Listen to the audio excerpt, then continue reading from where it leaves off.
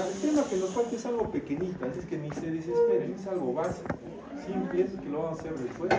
La idea es correr para el segundo examen porque nos hemos atrasado mucho con sus explosiones, sus actuaciones, todo.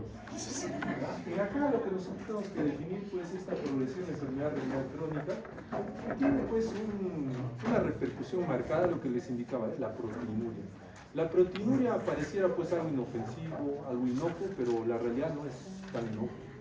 ¿Por qué? Porque la proteinuria, pues, según el grado de proteinuria que tenga, una proteinuria tal es no significativa menor de 1 gramo, significativa mayor de 1 gramo, de rango nefrítico menor a 2 gramos o de rango nefrótico mayor a 3.5 gramos, o en algunos casos de rango muy exagerado que se ven en las glomerulopatías membranosas, más de 8 gramos por 24 horas, estamos hablando de 8000, vamos a nosotros generar este trastorno. Esta proteinuria va a generar principalmente que hay una reabsorción de proteínas por células epiteliales del túbulo proximal. O sea, no es su función. Si bien es cierto, es una función bien especializada del túbulo proximal de agarrar todo por encima del 50%, reabsorber, prácticamente es un intestino del túbulo contorneado proximal. No es su función la proteinuria, pero el resto que queda, que es un valor, digamos, no tan elevado, pues lo reabsorbe. Ahora imagínense que ese valor se multiplique por 100, es exagerado. Al tener esa cantidad de proteinuria, digamos, mayor a 1000, 2000 o de rango nefrótico más de 3.5 gramos, va a haber un acúmulo de proteínas en los lisosomas. Entonces, la proteína ya no va a actuar simplemente como un elemento que se va a filtrar y reabsorber, no. Va a haber lo que se llama un tráfico de proteínas. Este tráfico de proteínas no va a generar, no va a permitir que haya una adecuada absorción. Si bien es cierto, ya se filtró porque se ha roto el eslid diafragmático, va a ser difícil que el túbulo contorneado pues, pueda tener una curva, digamos, de reabsorción de un 100%, como lo hace con la glucosa. Entonces, acá va a haber una activación de receptores y factores de reactivación. Cuando hablamos nosotros pues de activación de receptores, estamos hablando de algo un poco más especial, que es la síntesis de sustancias vasoactivas y proinflamatorias. En la síntesis de sustancias vasoactivas tenemos factores de crecimiento, así como algunos elementos como son la endotelina. O sea, va a haber un proceso inflamatorio persistente. El tráfico de proteínas genera inflamación. O sea, ustedes dirán, doctor, pero usted nos ha enseñado pues, que las bacterias, que el antígeno, exógeno, endógeno, que los DAMs, los PAM, son los que generan esto y activan el proceso inflamatorio. No, imagínense que también la proteína. Es por eso que finalmente, ¿cómo acaba el riñón? Con un estado de ¿qué? De estado proinflamatorio que nos va a finalmente definir lo que es el estado fibrótico. Ahora, estos infiltrados celulares en el intersticio prácticamente se traslocan como una fibrosis tubulointersticial. Esta fibrosis tubulointersticial, ya sabrán ustedes, pues, bueno, aunque no han expuesto eso, hoy día expongan. Los de fisiología tienen que definir, pues, por qué el túbulo intersticio, qué funciones cumple. Entonces, cuando ya hay fibrosis tubulointersticial, entonces dices, ha perdido esas funciones, así de simple. Acá tenemos, por ejemplo, como varios estados de hiperfiltración, no solamente pérdida de masa renal, que digamos es la base del estado de hiperfiltración. ¿Se acuerdan que hablamos de los ratoncitos, no es cierto? ¿Ya? De un sexto de ratón y esas cositas. No solo es la base. Hay otros estados como la diabetes, la obesidad, dieta alta en proteínas, aquellos que van al bisonte cada semana. Anemia, la anemia también genera esos estados, que finalmente lo que van a hacer es aumentar la presión a nivel del glomérulo, el capilar glomerular, con subsecuente injuria de células del glomérulo y finalmente otra es, digamos, a lo que es el proceso inflamatorio. Todo este proceso inflamatorio se trasloca en lo que es fibrosis glomerular. Si bien es cierto, hemos catalogado lo que es la diferenciación de glomerulopatías proliferativas y no proliferativas, pero característicamente la glomeruloesclerosis es en lo que acaba casi todo, ¿ya? Claro, cuando hablamos de glomeruloesclerosis focal y segmentaria primaria es un nombre específico para una enfermedad autoinmune, pero si hablamos de glomeruloesclerosis, simplemente hablamos de cicatrices en el glomérulo. Entonces, es el fin último de todas las patologías que se les ocurra por la cabeza. ¿Ok? Por eso es que este problema pues, que se da a este nivel por la glomeruloesclerosis ya nos va a generar pues estados un poco más complejos. Acuérdense que hay una homeostasis en todos los ejes pues que controlan nuestro riñón. El sistema renina-angiotensina es uno de los más importantes. La angiotensina 2 elevada. O sea, ¿qué queremos decir con esto? Que hay pacientes hiperreninémicos, o sea, empieza a activarse el sistema renina-angiotensina, por eso es que en algunos casos la hipertensión secundaria es dependiente de las glomerulopatías. Y esto finalmente lo que va a ocasionar, miren, fíjense, es lo mismo, incremento de la presión del capilar glomerular, o sea, es lo más importante. Y solamente hablando de este punto, en acá, podemos nosotros ver pues que al tener un círculo vicioso, y todo ocurre así, todo en nuestro cuerpo ocurre por este círculo que no se puede controlar. Ustedes me dirán, doctor, ¿cómo aparece el cáncer? Muy simple pues. Hay un proceso inflamatorio en el cuerpo, no se recupera, sigue la inflamación, cambian las células, y eso creo que lo estudian bien en gastroenterología, en la parte de la unión, ¿qué unión es la gastroesofágica? Que se produce una metaplasia. Entonces, la metaplasia, digamos, es un ejemplo clásico de lo que podría ocurrir con nuestro cuerpo si nosotros persistentemente no equilibramos estos sistemas. Es lo mismo en el riñón. No equilibramos, va a llegar a inflamación, fibrosis. Y para nosotros, pues, lo más importante acá, dentro de la nefrología, es ver esto. ¿Quién está generando esta proteinuria? ¿Por qué se genera la proteinuria? ¿Cuál es el factor que está prácticamente haciendo que todo esto progrese a un daño un poco mayor? Sabemos que tenemos que llegar a estos diagnósticos. O sea, acá es bonito poner los diagnósticos y decir hiperfiltración, pero diferente es cuando tú estás en la clínica y le haces el estudio y solo ves proteinuria. Es como ser investigadores al revés, O sea, tienes acá el examen de laboratorio y tienes que llegar acá. Lógicamente entendiendo la fisiopatología que está ocurriendo en caso del paciente. Es así como se da la medicina. La medicina se da por el curso que estamos llevando, que es signos, síntomas, semiología en general, asociado a laboratorios. Entonces, el que ustedes aprendan a interpretar eso, les va a llevar a un éxito de tratamiento. Si ustedes no saben interpretar, muy simple, van a hacer pues los típicos, mira, la ecografía dice que tiene cálculos, y ustedes, amén, no es así. Tienen que ustedes hacer una disquisición mental. ¿Para qué? Para que, por favor, celulares están... ¿Qué pasa? Puede ir afuera si quiere a chatear. Puedes ir afuera a chatear si estás...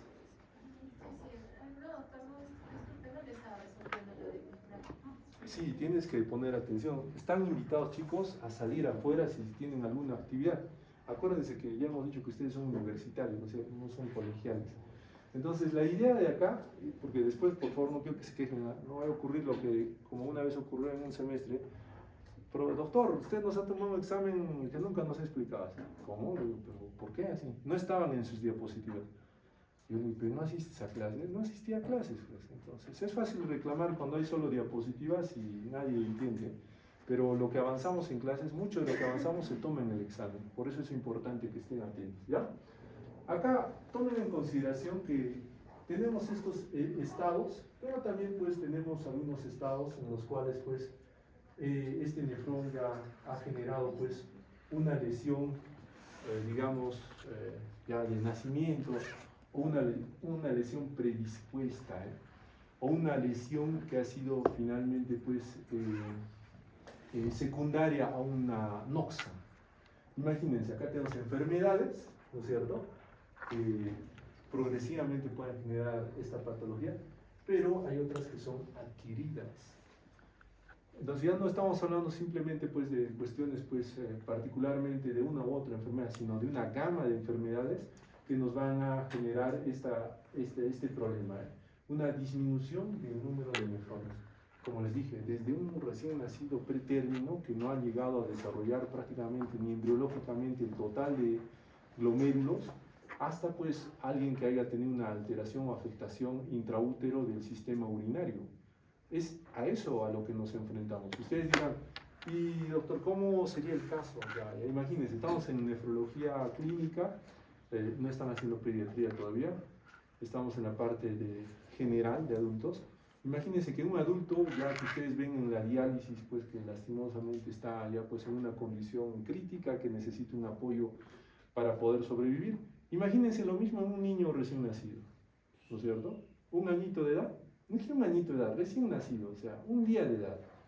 Un día de edad que no tenga riñones, que prácticamente intraútero haya tenido pues un metabolismo, más que todo apoyado por la madre, pero cuando apenas salga, no tiene riñones. ¿Qué se hace en ese niño? Justamente es el mismo mecanismo, el mismo efecto que pueda tener, claro, un pequeñito, que nosotros tenemos que empezar a definir y tratar de corregir, digamos, esta alteración que se da a esa edad.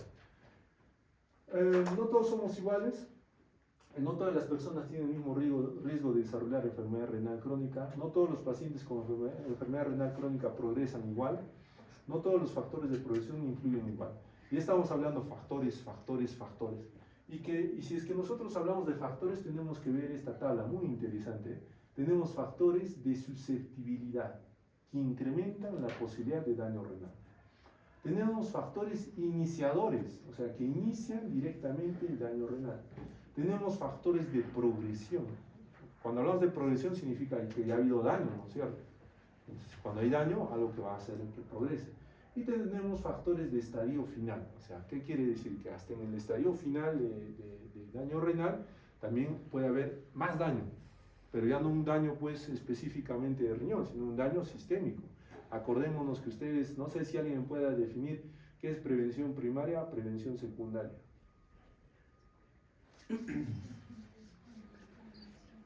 Ustedes hacen ese curso, ¿eh? Promoción y prevención. No sé. Más adelante, creo. Pero prevención primaria no podría ser antes de la enfermedad y prevención secundaria como que el tratamiento adecuado para que no... ¿Y prevención terciaria? ¿Qué sería, chicos? ¿Sabes? Bueno, la razón está bien, o sea, no está tan fuera de lugar, ¿eh? ¿Por qué les hablo de prevención primaria, secundaria y terciaria? Como dice, la primaria, antes de evaluó un grupo de jóvenes acá y digo, bueno, están en medicina, ya los médicos, digamos, son de alto nivel y van a ser sometidos a estrés, ¿eh? Entonces hay que prevenir, ¿eh? ¿Cómo podemos prevenir que estos jóvenes pues caigan en un problema mayor? Ahí tengo que explicar. Viene un psicólogo y les habla, ¿eh? La abejita y esas cositas, no sé. Y les dice que, bueno, la situación pues de cada persona siempre hay que hacer diferentes descansos, ritmos, una lectura más óptima, evitar celulares, estoy previniendo, ¿eh? Una prevención primaria, una población en riesgo respecto a tal vez al Estado mismo de estar prácticamente sometiéndolos a un sobreesfuerzo. Bueno, sobreesfuerzo, ya. Y una prevención secundaria, digamos que de todo este grupo, pues digamos ya, bueno, sí, qué pena, ¿eh? Sí, 5, 5 personas, pues lastimosamente no pudimos prevenir, ya tienen trastornos ansiosos, no descansan, no duermen, toda la noche están despiertas, ya están con el celular 24 horas al día, prácticamente han alterado su sistema, su economía corporal, ya tienen un diagnóstico CIE-10 psiquiátrico, digamos, ¿eh? ¿Ya? Entonces ahí digo, ¿cuál sería mi prevención secundaria? No, ustedes, imaginemos que estamos, ¿ya? Imaginemos que, ya, entonces ya tengo la enfermedad y digo, bueno, igual tengo que hacer algo, ¿eh? Tengo que mejorar, cambiar, y ya en ellos ya será pues algo un poco más complejo, ya no viene solo el psicólogo, viene el psiquiatra, viene la familia, viene pues en general un conjunto de personas que van a exponer, ayudar, a tratarme, todo, específicamente. Igual voy a tratar de prevenir que eso. Y bueno, de este grupo de 5, pues una de ellas pues es la máster, no entendió, no era solamente ansiosa, era esquizofrénica, ¿ah? Esquizofrénica y prácticamente pues se puso mal, grave, se hizo daño, lesión y todo. Entonces en el daño, lesión y falta tales de tratamiento y manejo, no consume, falta de tratamiento porque no consumen los pacientes, no se dan cuenta. Entonces ahí digo, ya va a tener alteraciones, va a tener complejos, puede correr su riesgo de vida, ¿no es cierto? Puede atacar a alguien. Entonces ahí yo tengo que aplicar algo un poco más, las lesiones que ya genera la enfermedad, o sea, las consecuencias secundarias, que ahí hablo de prevención terciaria. Es lo mismo acá cuando hablamos de este punto, factores de estadio final, o sea, cuando ya es un enfermo renal crónico terminal, ¿qué me puede generar que este paciente fallezca, en otras palabras? Acá, por ejemplo, dice dosis baja de diálisis, lo que nosotros conocemos como nueva tasa de filtración glomerular con la máquina de hemodiálisis, que tenga un KTB baja, o sea, que no se dialice óptimo, que no depure bien. Eso pues me va a generar pues, que hay un factor de estadio que incrementa la morbimortalidad de mi paciente. Otro, acceso vascular temporal, o sea, que no tenga un permacap, que no tenga una fístula, que tenga un acceso que esté pues, abierto, más que abierto, sino que sea pues, un acceso que comunica directamente lo de afuera hacia adentro y tenga mayor riesgo de infecciones de catete, de infecciones intrahospitalarias.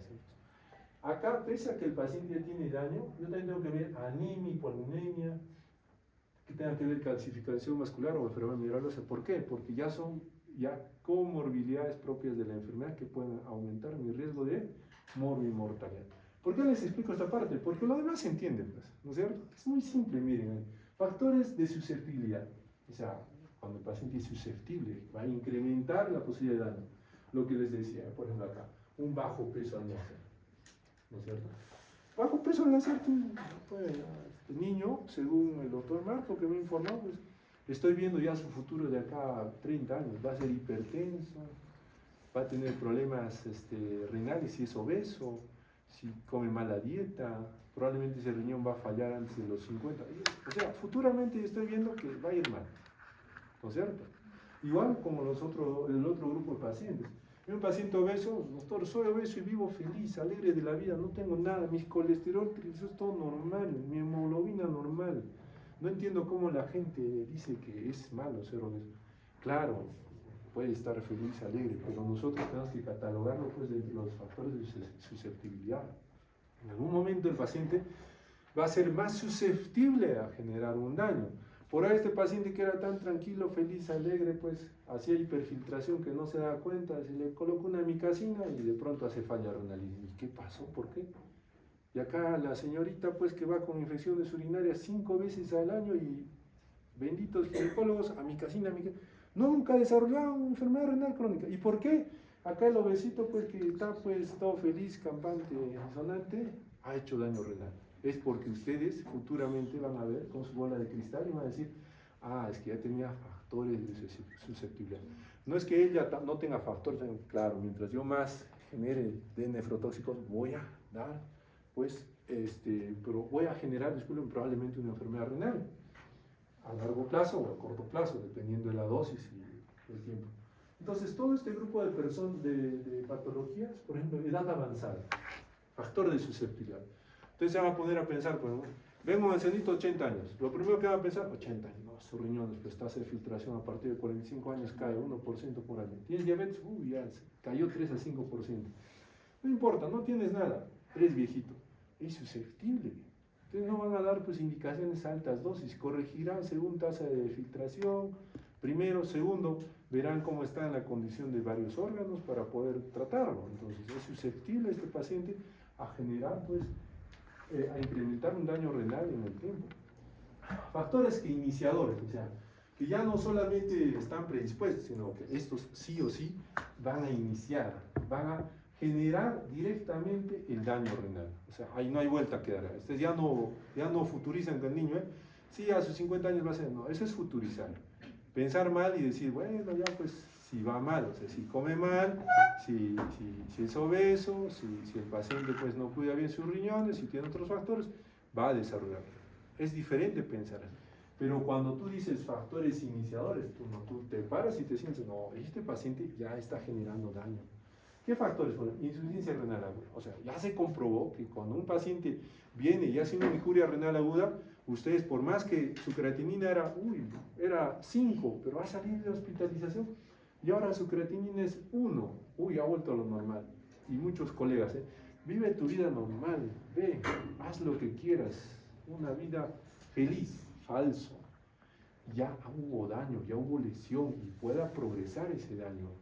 Clásico vemos en ginecología típicas pacientes que han hecho preeclampsia, eclampsia, o que han hecho estado de hiperfiltración renal en la gestación, diabetes gestacional, hipertensión gestacional, etc. A ellos nunca se les guía y se les dice, ¿sabes qué? Necesitas un control. No, se les deja nomás, pero ya sabemos que son factores que ya van a iniciar la enfermedad. Por ejemplo, una enfermedad autoinmune. Lógico, ¿eh? Claro, que esté asociada al riñón, no cualquier enfermedad autoinmune, una que esté asociada. Va a generar daño de base. O sea, no crean que un lupus cuando se prende dicen, lo clásico que los colegas dicen, bueno, ya aprendí el lupus, a ver, ¿cómo está el riñón? Todo normal, excelente, falso. ¿Cómo? Si a nivel molecular ha hecho daño la piel, el sistema hematopoyético, en algunos casos el cerebro, ¿cómo no va a hacer daño al riñón? Es otro órgano, es parte de la economía, ¿no es cierto?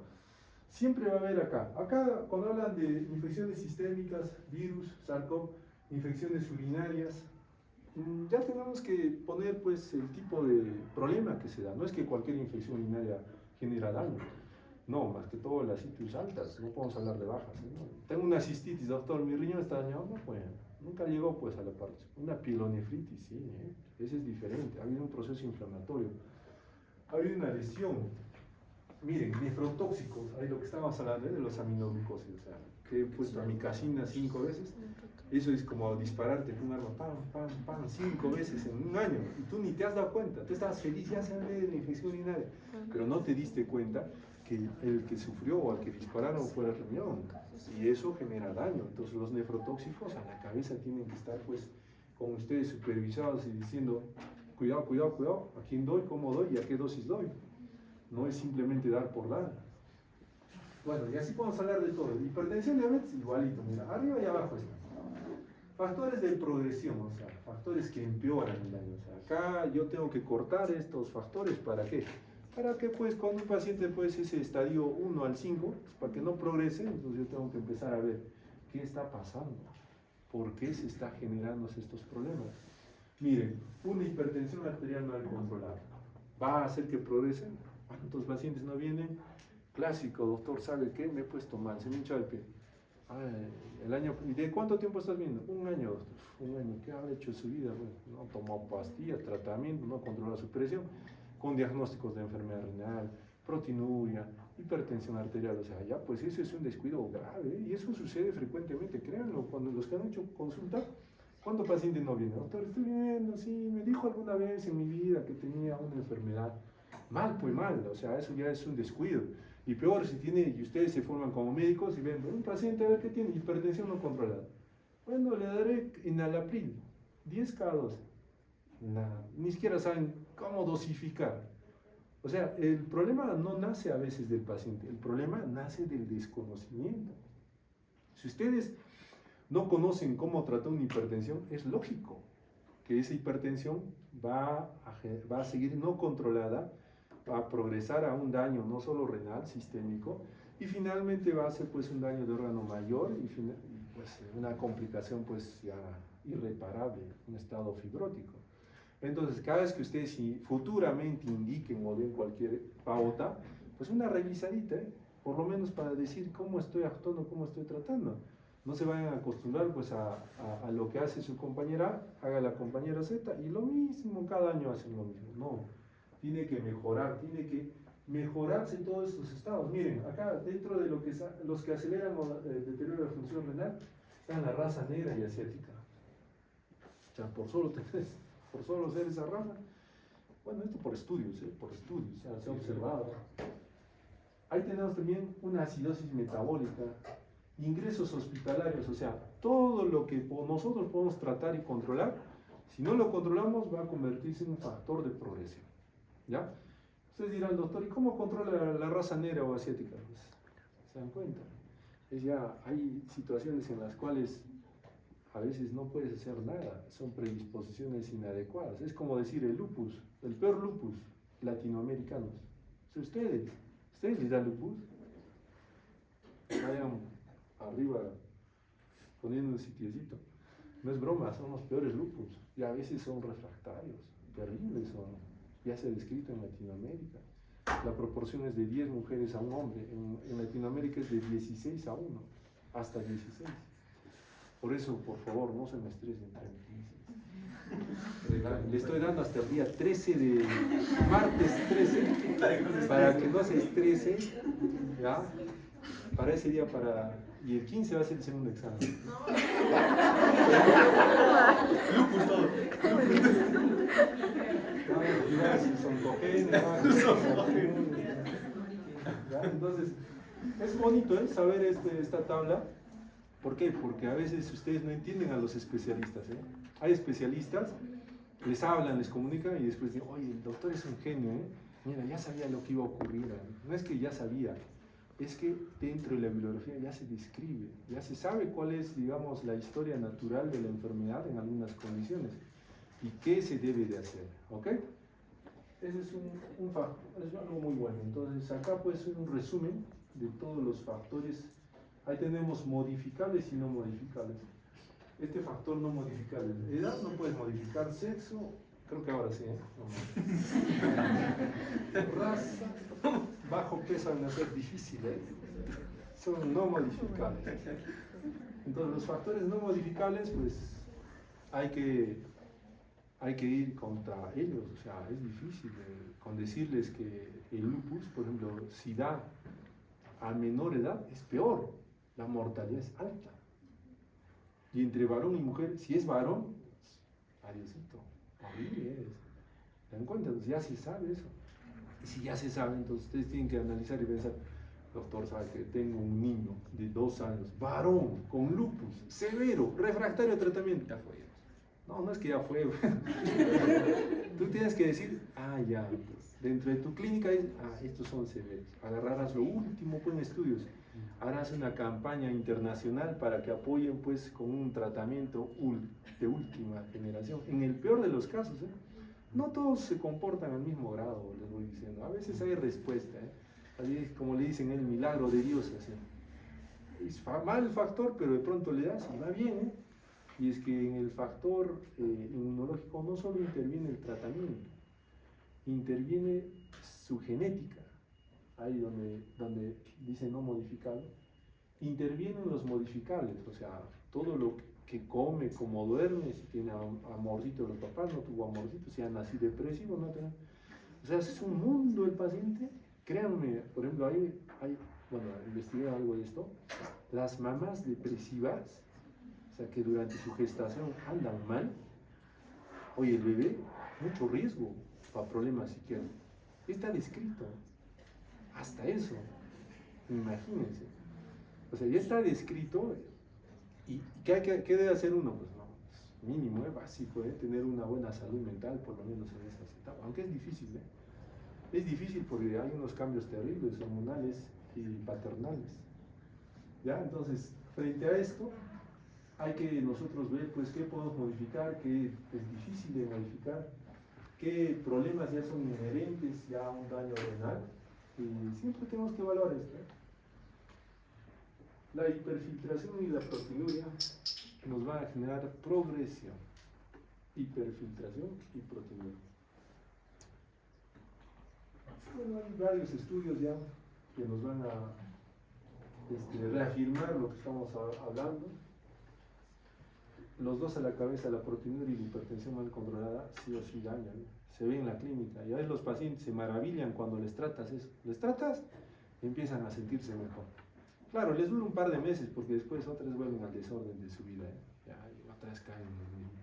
Pero agarrar factores higiénico-dietéticos óptimos es difícil, créanme. Ustedes, a ver, plantéense de acá, hacemos un estudio a triple ciego. Para ustedes, ¿no? ¿Ya? Deportes, un mes de máquinas. Van a llegar pues probablemente unos 2, 3 personas. El resto va a abandonar. No es su hábito. ¿No es cierto? Así de simple es. Y eso trasloquen a una población como del Cusco. De 1.300.000, díganle, ¿sabes qué? No comas comida procesada. ¿Cuántos cumplen? No sé, pues. Imagínense cómo es esa lucha que se tiene que tener con la parte de salud en contra, digamos, de la insalubridad que se vive actualmente. Es bárbaro. Ustedes mismos, a su paciente, sí, no comas salchichas. Fin de semana, a Don Lucho. Se convenció, ¿no? No comas hamburguesas. Están en el Bembo, ¿no es cierto? Es interesante y gracioso cómo somos los humanos. Consecuencias. Síntomas. Bueno, hay que tomar en consideración pues que esta adaptación de este riñón no es evidenciable. ¿ya? Hemos visto que de los 5 estadios 1, 2, 3, 4 y 5, a partir del estadio 3, recién se encuentra ya alteraciones, ¿eh? Ya empieza a haber algo de anemia, algo de alteración mineral ósea, hay algo de hipertensión, hay algo de elevación de la disminución de la tasa de filtración, ¿ya? Claro, la tasa se disminuye, pero es más evidente que hay retención de toxinas. Entonces, lo cual resulta pues en crisis asintomática. O sea, como les dije, de todos ustedes pues, habrá uno. De todas las universidades unos 10, no digo de medicina, 10 así, que están apuntándose a futuro a esto. ¿Eh? ¿Por qué? Porque es silenciosa. Y lo peor de una enfermedad silenciosa es pues que tenga consecuencias bárbaras. ¿Eh? Te enteras, ¿eh? Te digo 3 recién te enteras. ¿Y por qué? Y es que, por ejemplo, se dice que cuando ya perdió más del 70% de función renal, yo les dije 50, ¿no es cierto? Si la creatinina se eleva cuando ya se perdió más del 50%, así, más del 50%. Yo no puedo decir 55.5, pues no, o sea, no, digo más del 50% porque se ha visto en estudios. Acá nos aclara y nos dice que por lo menos ya con 70% de función renal, ya se evidencia, es evidente. Acá, los que orinan de noche, la poliuria y la nicturia, que se levantan, ya, tranquilo, atiendo en la clínica Salud y Vida Renal ahí. De noche no va bien el doctor, ¿sabe qué? El temita este que nos habló, pues, poliuria y nicturia. O sea, lo que hay es una disminución de la capacidad de la concentración del riñón. Ya, entonces no concentra, por eso orina. Esa poliuria y nicturia es lo primero que aparece. Claro, muchos pacientes tercos, no, ya te están dando la enfermedad renal. No, doctor, es que toma harta agua. No más que tomes harta agua, pues tenemos pues un grado de retención vesical. ¿Alguien sabe cuál es el volumen? Por un punto, al examen final. Siempre haciendo trampa, tu mujer. Quiero preguntar a su Siri, si responde la pregunta. No es un litro y medio. Dios mío, anatomía, esta es una anatomía virtual.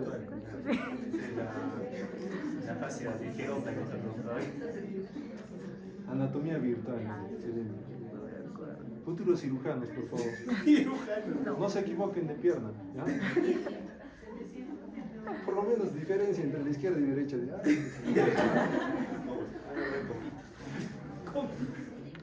Entonces, el resto de síntomas aparecen cuando esta tasa cae 30. 30 ya qué grado es? 4. 4 ya después ya un paso ya. No es un paso ya, realmente en el estadio 4 en muchos otros países ya los meten a programas de diálisis. Ya 4. ¿Por qué dicen? ¿Sabes cuál? ¿Por qué algunos son precoces y otros no? Es muy simple. Algunos son precoces, dicen, mira, si yo le ayudo de estadio 4, le meto hemodiálisis acá a la paciente, voy a conservar su función renal. Voy a ayudar a ese riñón a que no se deteriore.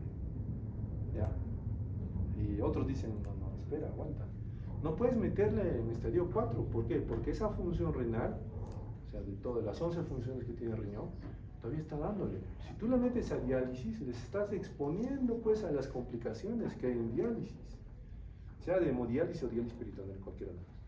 Estás predisponiendo a que el paciente tenga procesos pues infecciosos, complicaciones intraprocedimiento, ¿qué dirían de esto? Entonces, siempre va a haber uno que otro. Entonces, la mejor decisión es siempre observar la economía del paciente, ya su peso, edad, sexo. Observar las condiciones que tiene. No es lo mismo tratar con un niño de 10 años, ¿no es cierto? 10 años, que un ancianito de 90 años. ¿No? Es lo mismo. Al de 90 tiene una tasa de 30 y digo, ¿sabes qué?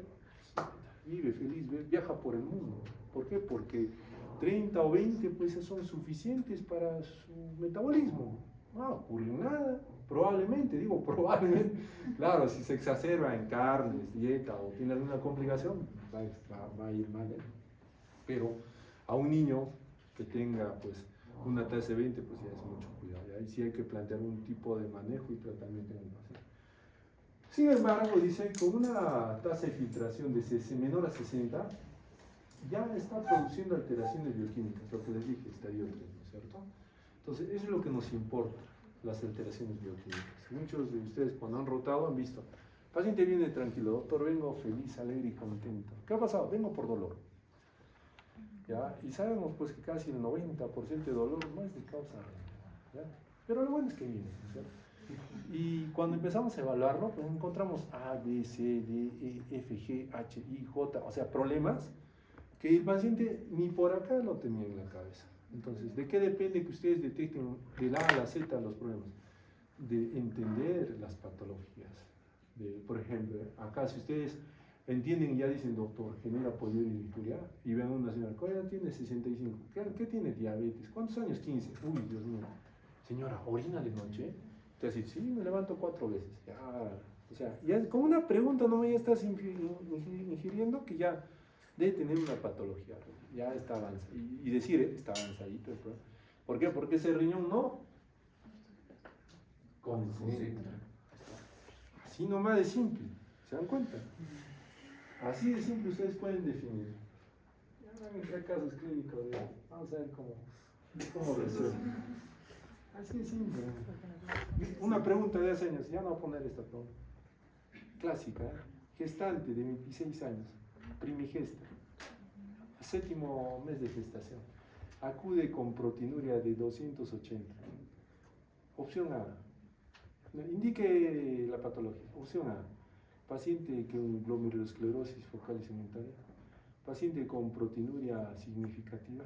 Opción C, paciente con síndrome nefrótico. Opción D, paciente con preeclampsia. Opción E, paciente normal.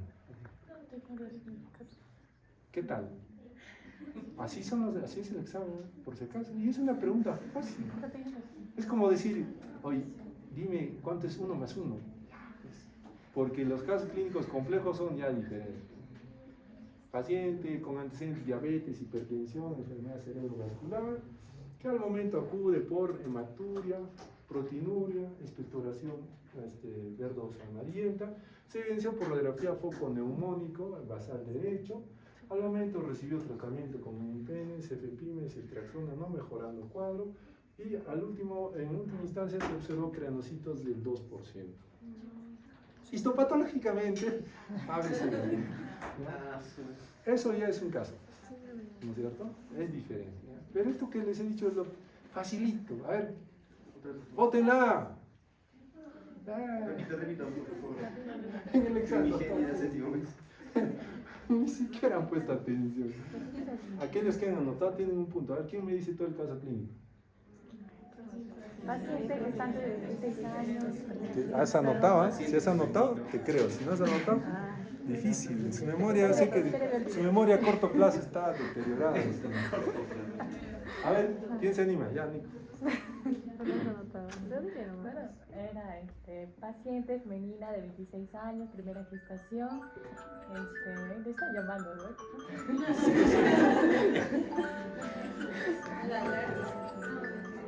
¿Por qué no hablar nuestra? Es como para ir a descansar y evitar mi estrés, como ustedes dicen.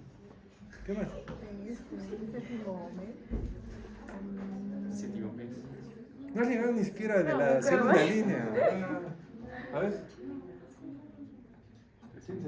Proteinuria de 280 millones por ciento. Ya, ok, acá enfoquen, chicos. Bueno, este es un enfermo renal crónico. Este es un enfermo renal crónico que lo primero que nosotros tenemos que ver que el daño es sistémico, ¿ya? Y es bonito para nosotros, feo para el paciente. ¿Por qué? Porque al ser un daño sistémico, nosotros pues tenemos amplia semiología. Lo que han alucinado en semio 1 se ve en nefrología, ¿ya? Sí, se observa, se palpa, se agarra. Sino que no están acostumbrados a ver eso. Como no están acostumbrados, se les pasa. Un elefante se les pasa. ¿Viste el elefante? ¿Cuándo? ¿No es cierto? Es así de simple. Todos estos problemas que nosotros vamos a definir dentro del enfermo renal crónico tienen una explicación. Y todo se explica de la fisiología que va a ser el grupo 3 y 4. O 4 y 5. No, 3 y 4. El grupo 3 y 4. Entonces, es más que lógico que fisiología va a entrar en el examen. Y es más que lógico que la fisiología que he visto que han hecho está más chancleta, que no sé si les va a ayudar a ustedes, pero es lo que están haciendo sus compañeros, ¿ya? Entonces hay que poner mucha atención a la fisiología que están haciendo, porque es una fisiología muy básica, pero por lo menos lo básico, porque aparte tienen que leer. Lectura, ¿de qué libro van a leer? No, o sea, acá está atrás. Hay un librito, no, uno básico para ustedes, uno básico con mucho para ustedes. ¿Ah? El Bates. No, ya me he olvidado. Es que me están generando isquemia cerebral. Cada vez que vengo acá, porque me dice que cuando te olvidas, ocurre. Es que muchos de ustedes he visto que en la práctica dije tan joven. Tan joven. ¿Cómo es ahora? Sí, en serio, resetean su chip y yo los veo nomás, digo, ese no era así, gracias. Queda así, pasado. Entonces, ¿qué creen estos chicos? Tienen que observar que la enfermedad renal, y les voy a dejar esto para que lean, no vamos a detenernos, ustedes que todo conlleva pues un daño sistémico. Tomar en consideración, por ejemplo, una función normal, una función de riñón. A ver, activación de la vitamina D. ¿Para qué sirve la vitamina D? Reabsorción de calcio a nivel intestinal. ¿Qué más? ¿Qué más? Activa los osteoblastos para la reabsorción ósea. ¿Qué es el calcitriol? El calcitriol es el que inhibe a la vitamina D, a la reabsorción del calcio. ¿Seguro? Sí. Calcitriol. Calcitriol. ¿Qué es el calcitriol? ¿Qué es? Es una hormona secretada por célula C de la tiroides, glándula tiroides. Paratiroides. Ajá. No está en tiroides. Célula C de la tiroides, sí. ¿Quiénes acompañan a su delegado en esa definición? Manos arriba, por favor. ¿El calcitriol?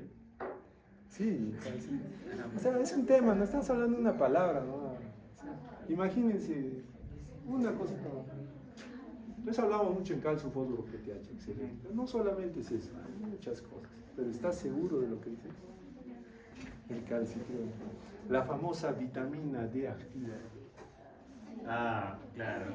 Es la vitamina D, pues, pero tío, es la 1. ¿Has dicho hormona? No, está. Es que después se me ha cruzado con endocrino. Calcitonina es otra cosa, ¿sí? Calcitonina es ya. Yo decía, estoy en otro nivel de isquemia. A ver, justo para estar endocrino, una isquemia. Sí, pero me he cruzado ahí. Y en el nefro, bajo otro se hace rato. Otra vez, unas 100 neuronas han quemado. Epilepsia. ¿Se dan cuenta? Así es la nefrología. Tenemos que ver específicamente una función.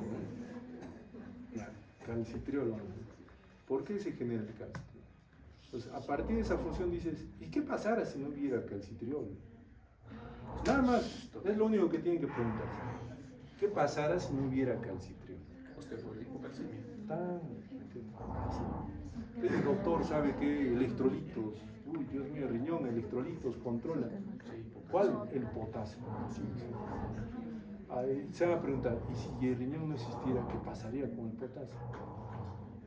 ¿Entienden? Es así de simple.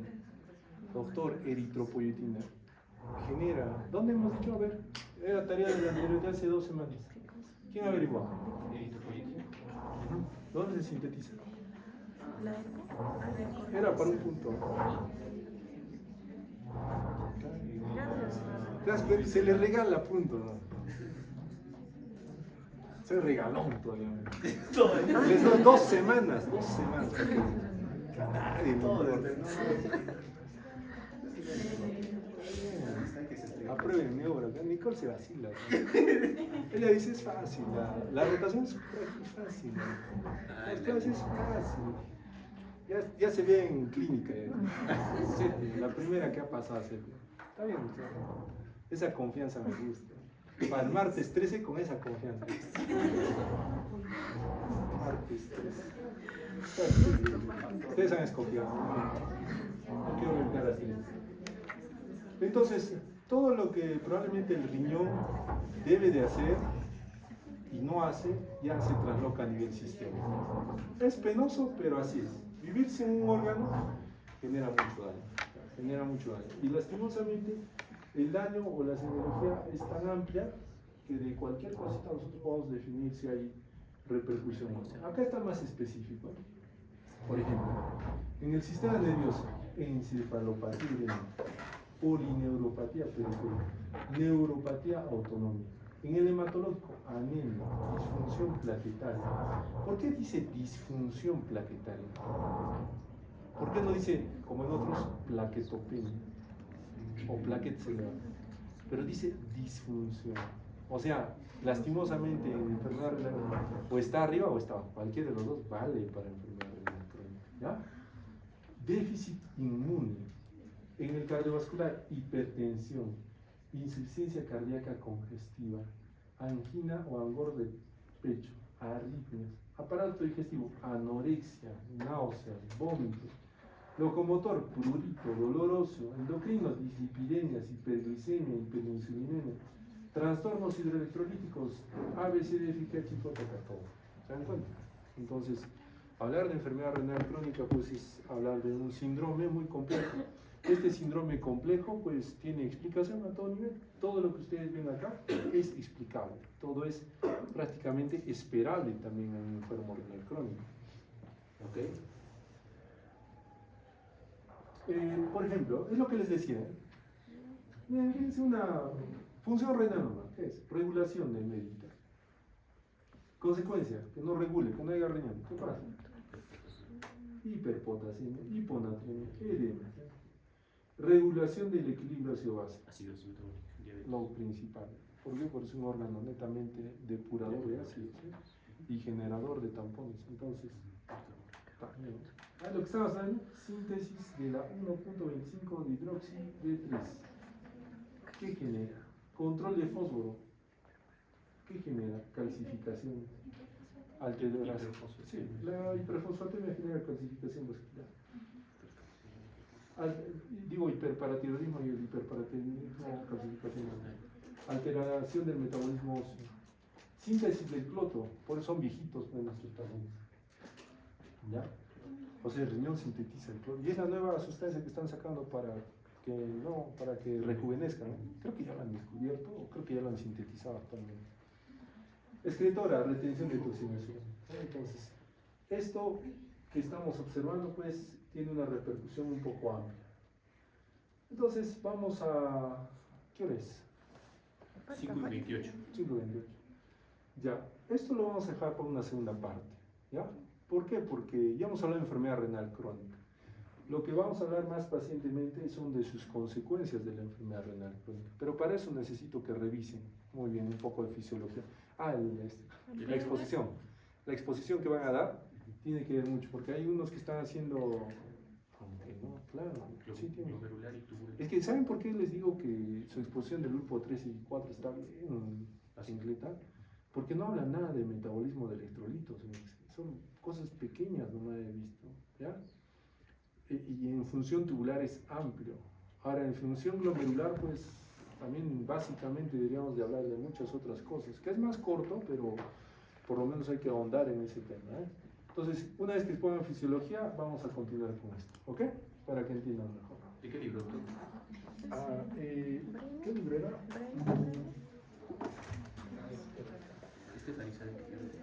Bander, fisiología es Bander.